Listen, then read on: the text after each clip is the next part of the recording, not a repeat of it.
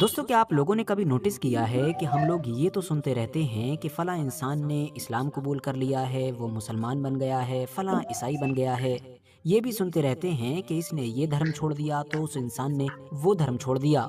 लेकिन इस तरह की कोई भी चीज, कोई भी बात हम लोगों को दुनिया भर के यहूदियों के बारे में बमुश्किल ही सुनने को मिलती है। बल्कि ये कह सकते हम्म। हैं कि यहूदियों के बारे में कभी इस तरह की कोई खबर दिखाई ही नहीं देती है। मिसाल के तौर पर अपनी स्क्रीन पर नजर आने वाले इस चार्ट को ही देख लीजिए। इसमें ये दिखाया गया है कि हर साल दुनिया भर के अंदर जितने भी लोग मुसलमान बनते हैं, इस्लाम अपनाते हैं, वो आखिर दुनिया के किन किन धर्मों और किन किन मजहब से आते हैं। मिसाल के तौर पर सबसे ऊपर क्रिश्चियनिटी है, यानी कि ईसाइयत, जिसका मतलब ये बनता है कि हर साल दुनिया भर में जितने भी लोग मुसलमान बनते हैं उनमें से 60 से 70% लोग ईसाइयत से आते क्रिश्चियंस हैं। होते हैं, और इन ईसाई लोगों अच्छा। का ताल्लुक भी मेनली दुनिया की जो डेवलप्ड कंट्री हैं, जैसा कि अमेरिका, यूके, फ्रांस और जर्मनी से होता हम्म। है। जबकि दूसरे नंबर पर एथिज्म है, जिस कम्युनिटी के लोगों को हम हिंदी में नास्तिक कहते हैं। मतलब हर साल दुनिया भर के अंदर इस्लाम अपनाने वाले लोगों में 15% के करीब लोग ऐसे होते हैं कि जिनका बैकग्राउंड एथिज्म का होता है। इसके बाद हिंदुइज्म को मेंशन किया गया है, जो लगभग 5 से 10% बताया जा रहा है। उसके बाद बुद्धिज्म को हम्म। मेंशन किया गया है, जो लगभग 2 से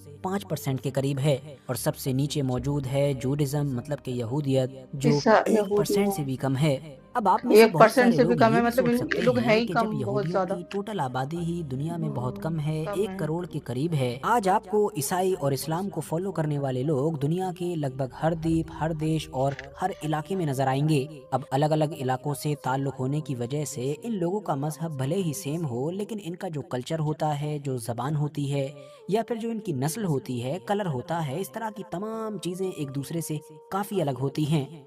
मतलब जो अफ्रीकन मुस्लिम होगा वो यूरोप के मुस्लिम से कम्प्लीटली अलग होगा। इसी तरह से जो एशियन मुस्लिम होगा वो अफ्रीकन और यूरोपियन मुस्लिम से अलग दिखाई देगा। वो इसलिए क्योंकि दुनिया के तमाम मुसलमानों का रिलीजन भले ही सेम हो, लेकिन उनकी जो एथनिसिटी है वो सेम नहीं होती है। लेकिन यहूदियों के खुद सही के बात है। मुताबिक उनका ये जो रिलीजन है ये सिर्फ रिलीजन नहीं है, बल्कि एक एथनिसिटी है। तो अब यहूदी होने का मतलब ये होता है कि तमाम लोगों के एंसेस्टर्स, तमाम लोगों की जबान, तमाम लोगों का कल्चर सेम होता सेम है। होगी। और यहूदियों के मुताबिक उनका ये सिलसिला पिछले हजारों साल से, मतलब कि हजरत इब्राहीम अलैहिस्सलाम के जो पोते थे, हजरत याकूब अलैहिस्सलाम के, जिनको इतिहास में इसराइल के नाम से भी जाना जाता है, उनसे बिल्कुल ऐसा ही चला आ रहा है।